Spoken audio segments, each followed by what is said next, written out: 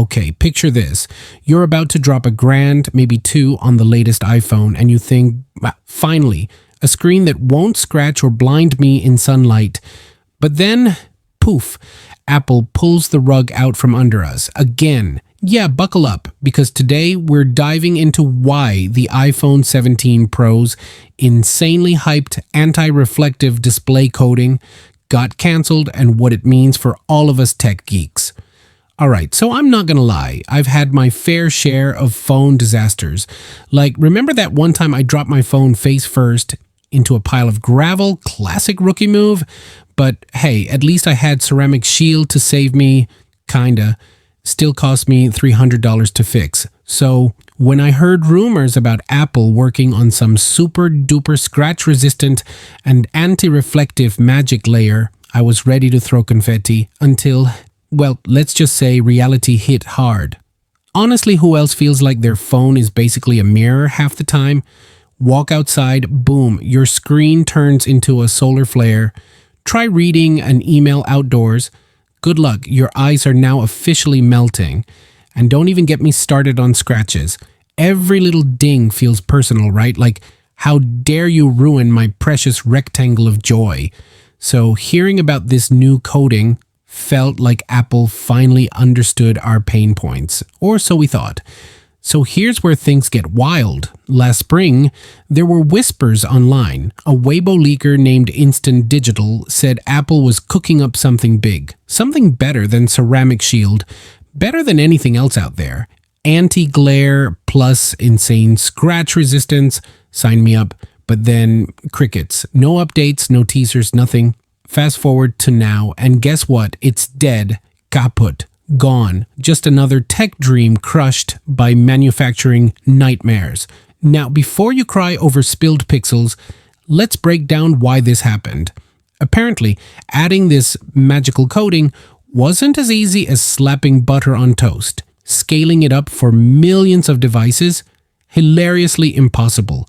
Imagine trying to paint every blade of grass in Central Park by hand.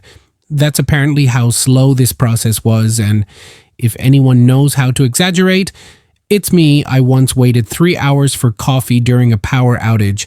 So, yeah, totally relatable. But wait, it gets even crazier. Samsung, meanwhile, rolled out Gorilla Glass armor on their Galaxy S24 Ultra. 75% less glare. Insane. Makes colors pop like they're auditioning for Broadway. Meanwhile, Apple's sitting here like, maybe next year. Classic. Let's talk about what could have been, though. This coating wasn't just anti-reflective. It was supposed to be ridiculously durable. Like, drop it in a volcano and it'll be fine levels of tough. For context, current iPhones have this oleophobic thing to repel fingerprints. Cool, but honestly, kind of basic. Compare that to nanotexture displays on iPads and Macs. It's night and day. Why didn't they bring that over? Whose idea was this menu? A time traveler from 2019? And listen, I'm not saying Apple failed completely. Maybe they pivoted to something simpler, or maybe they're saving the good stuff for later. After all, patience is key, right? Unless you're waiting for your Amazon package, then screw patience. On the bright side, Apple's still leading the charge with other innovations. Ceramic shield, still awesome, and design, stunning! But man, this cancellation stings. Pros, well, at least we know they tried. Cons, they couldn't pull it off. And hilariously enough, Samsung might steal the spotlight this year thanks to Gorilla Glass armor. Talk about awkward timing. So would I bet my Wi-Fi password on the iPhone 17 Pro being worth it anyway? Honestly, probably, because despite this hiccup, Apple's track record is solid. But would I hold my breath for next-gen displays? Absolutely. If anything, this whole saga proves one thing. Tech companies are basically magicians. Sometimes they dazzle us, sometimes they disappoint us, but they always keep us hooked. Alright crew, that's the scoop on the iPhone 17 Pro's missing feature. What do you think? Total bummer or MBD? Let me know in the comments below. And subscribe if you've ever rage quit a gadget review video at 2 a.m.